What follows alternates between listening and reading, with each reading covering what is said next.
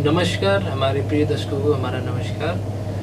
हमारे health series के चौथे एपिसोड में आप सभी का स्वागत है। और आज हम एक ऐसे विषय पे बात करेंगे जो बहुत ही कॉमन है। मतलब चाहे वो एडल्ट की बात करें, चाहे बच्चों की बात करें, चाहे ओल्ड एज की बात है, हर किसी न किसी को ये हो जाता है, जिसका नाम है साइनसाइटिस।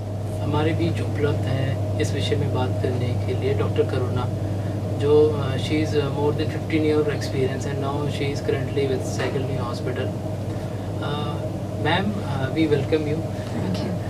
इस विषय में बात करने के सबसे पहले तो मैं जानना चाहेंगे कि ये बीमारी क्या होती है, इसके बारे में आप थोड़ा बताएंगे। साइनसाइटिस एक बहुत ही कॉमन प्रॉब्लम है जो सबको हो रही है, स्पेशली ये विंटर वेदर में और इस कोरोना के पैंडेमिक में। इस वेदर में वायरल बहुत ज़्यादा कॉमन होता है, कॉमन कोल्ड होता है, जिसकी वजह से साइनसाइटिस होता है। साइनसेस बेसिकली हवा के कमरे होते हैं हमारे गाल में, आँखों के बीच में और यहाँ सिर पे। ये सारे साइनसेस में सिर्फ हवा होती है नॉर्मली, और सारे साइनसेस आके नाक में खुलते हैं। पर जब हमें कोल्ड होता है तो जो इनकी ओपनिंग नाक के अंदर होती है वो बंद हो जाती है और इनके अंदर फ्लूइड भरने लगता है और इनकी जो टिश्यू होती है वो बढ़ने लगती है। वो बढ़ने की वजह से प्रॉब्लम होती है, वहाँ सूजन होती है और हम इसको साइनसाइटिस बोलते हैं, जिसकी वजह से लोगों को प्रॉब्लम होती है। अच्छा मैम, अगर हमें ये जानना हो कि इसके कॉजेस क्या होते हैं तो किस प्रकार, कैसे आप बताना चाहेंगे। मोस्ट कॉमनली साइनसाइटिस होता है एक कॉमन कोल्ड के बाद, मतलब किसी वायरल इन्फेक्शन के बाद। मोस्ट कॉमनली वायरल इन्फेक्शन की वजह से नाक के अंदर जो टिश्यूज होती है उनकी स्वेलिंग होती है। जैसा कि मैंने बताया, जो ओपनिंग नाक में आती है साइनसेस की वो बंद हो जाती है और साइनसेस के अंदर इन्फेक्शन कलेक्ट होने लगता है, वहाँ की टिश्यूज का साइज बढ़ने लगता है और उसकी वजह से साइनसाइटिस होता है। Second cause is, most common cause is कुछ एलर्जिक पेशेंट्स। जिन पेशेंट्स को एलर्जी होती है, जो एलर्जी का वेदर जब आता है, पॉलेंस की वजह से या डस्ट की वजह से जिन्हें एलर्जी होती है, बार बार छींके आने से या बार बार एलर्जी के रिएक्शन को होने से सूजन होती है और सेम प्रोसेस होता है, साइनसेस में भी स्वेलिंग आने लगती है। फिर जो लोग स्मोकिंग करते हैं या पैसिव स्मोकर्स होते हैं, उनमें भी जो नॉर्मली हमारे साइनसेस का क्लीनिंग मैकेनिज्म होता है वो ख़त्म हो जाता है और उसकी वजह से स्टासिस होता है और साइनसाइटिस होता है। बच्चों में मोस्ट कॉमन कॉज होता है वायरल इन्फेक्शन, फॉलोड बाय हमारे नाक के पीछे एक सूजन होती है जिसे हम एडेनॉइड बोलते हैं, जो नॉर्मल होता है। पर अगर उसका साइज बहुत ज़्यादा बड़ा होता है तो नाक में हमेशा एक कलेक्शन रहती है, जिसकी वजह से वो ओपनिंग्स बंद होके बच्चों में भी साइनसाइटिस हो सकता है। अगर हम देखा जाए कि हमारे पास काफ़ी सारे दर्शकों ने एक सवाल भी पूछा था, ये एक्चुअली जनरली बच्चों में जो पैदा हो रहे हैं बच्चे, जो एडल्ट्स हैं, जो ओल्ड एज है, जनरली ये किसको हो सकता है और इसके क्या सिम्टम्स होते हैं। ये किसी को भी हो सकता है, एज ग्रुप से इसका बहुत लेना देना नहीं है। बच्चों में भी हो सकता है, बच्चों में होने के चांसेस थोड़े कम होते हैं क्योंकि साइनसेस कम्प्लीटली डेवलप नहीं होते। मोस्ट ऑफ द टाइम्स बच्चों में ये वाले साइनसेस इन्फेक्ट होते हैं कि क्योंकि ये बर्थ पे फुल्ली डेवलप्ड होते हैं, इनको हम इथमॉइड साइनसेस बोलते हैं। बाकी अगर हम सिम्टम वाइज आए, जो भी पेशेंट को नोज ब्लॉक का प्रॉब्लम है because of any reason, might be due to जो हड्डी टेढ़ी होती है नाक की जिसकी वजह से ब्लॉक होता है, या फिर एलर्जी या कॉमन कोल्ड, किसी भी रीजन से नोज ब्लॉक होगा तो साइनसाइटिस हो सकता है। इसमें हम 2 स्टेजेस में डिवाइड करते हैं, acute sinusitis and chronic sinusitis, और बीच में आता है एक सब एक्यूट साइनसाइटिस। एक्यूट मतलब 2 to 4 वीक्स का ड्यूरेशन होता है, क्रोनिक मोर देन 8 वीक्स तक जो साइनसाइटिस चलता है वो होता है। जो इसके बीच के ड्यूरेशन का होता है उसे हम सब एक्यूट साइनसाइटिस कहते हैं। अब पेशेंट हमारे पास क्या क्या प्रॉब्लम लेके आता है। First problem is nose block, then is discharge from the knows.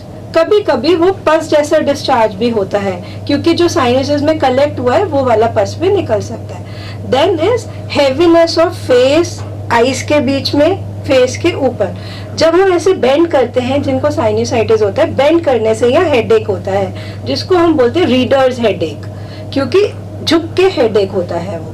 Then patients will have discharge in their throat, जो साइनसेस का डिस्चार्ज है वो इतना एक्सेसिव प्रोड्यूस होता है कि गले में आता है। तो ऐसे पेशेंट्स जब भी लेटेंगे वो गले में डिस्चार्ज आएगा और उनको खांसी होती है, वो लोग सो नहीं पाते हैं ठीक से, उनको ऐसा लगता है कि हमें कुछ प्रॉब्लम नहीं है एज सच, बट वो ये अप्रिशिएट ही नहीं कर पाते कि गले में बलगम आ रहा है बिकॉज ऑफ साइनस इन्फेक्शन, जिसकी वजह से खांसी हो रही है। क्योंकि साइनसेस यहाँ पे भी होते हैं और एक ट्यूब होती है आँख और नाक के बीच में, तो आइज के आसपास स्वेलिंग आ सकती है, आइज से वाटरिंग हो सकती है पेशेंट्स को, एंड पूरे फेस पे भी स्वेलिंग आ सकती है।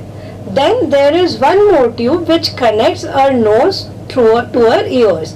उससे क्या होता है कि कान में वेंटिलेशन होता है। जब हमें क्रोनिक साइनसाइटिस या एक्यूट साइनसाइटिस है, इन्फ्लेमेशन है, तो वो ट्यूब भी ब्लॉक हो जाती है। वो ट्यूब ब्लॉक होने की वजह से इवन कान के अंदर भी पानी भर सकता है पर्दे के पीछे, जिसकी वजह से ईयर ब्लॉक हो सकता है, हियरिंग में प्रॉब्लम हो सकती है, या कान के अंदर इन्फेक्शन भी हो सकता है, जिससे सिवियर पेन होता है पेशेंट्स को।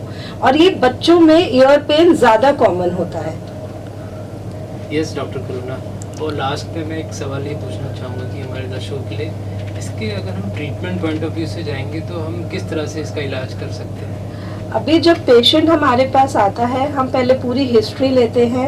हिस्ट्री के हिसाब से हम पेशेंट को प्रॉपरली एग्जामिन करते हैं, सारे सैनिटाइज्ड और स्टेरिलाइज्ड इंस्ट्रूमेंट्स होते हैं, नोज एग्जामिन करते हैं। सबसे पहले हम ये डिसाइड करते हैं कि साइनसाइटिस है कि नहीं। जिनको एक्यूट साइनसाइटिस होता है कि बहुत इन्फेक्शन है, हम यहाँ पे प्रेस करेंगे तो उनको सिवियर पेन होता है, पेशेंट टच भी नहीं करने देगा, तो ये हमें डायग्नोसिस की तरफ लीड करता है। उसके बाद अगर हमें कुछ समझ नहीं आता है या हमें ऐसा लगता है कि शायद साइनसाइटिस है, तो हम एक एंडोस्कोपी करते हैं, जो ओपीडी प्रोसीजर है। Hardly it takes 15 to 20 minutes. यहाँ पे सुन कर देते हैं नाक को, और हम दूरबीन से नाक की जांच करते हैं कि कहाँ कहाँ ब्लॉक है। अब अगर हमें लगता है कि साइनसाइटिस है, तो हम स्पेशली क्रोनिक केसेस में सीटी स्कैन करवाते हैं, ये देखने के लिए कहाँ पे ब्लॉक है, कितना ब्लॉक है, और साइनसेस में टिश्यू तो नहीं बढ़ी हुई, या फिर पॉलिप्स तो नहीं है। पॉलिप्स का मतलब होता है कि नाक में और साइनसेस में टिश्यू बढ़ी हुई है।